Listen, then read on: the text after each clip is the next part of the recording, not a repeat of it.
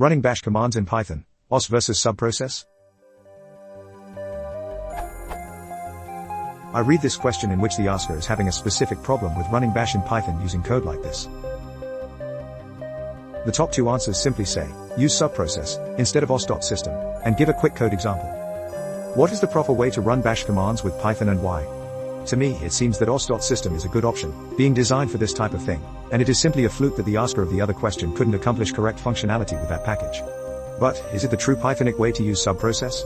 Or in other words, what is the difference between os.system and subprocess?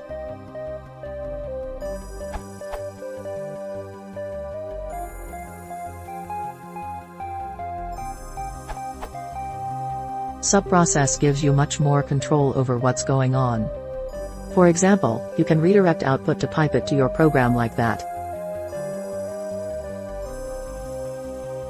Example from Python's to-put equivalent in subprocess.